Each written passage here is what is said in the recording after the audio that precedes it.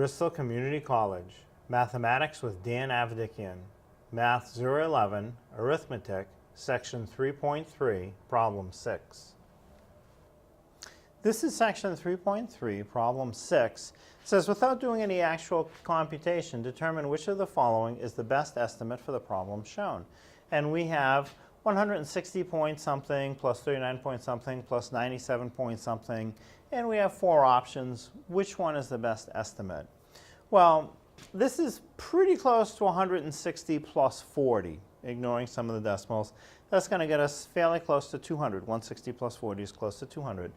And then we have to add the 97. Well, 200 plus 97 is 297. Or you can assume the 97 is pretty close to 100.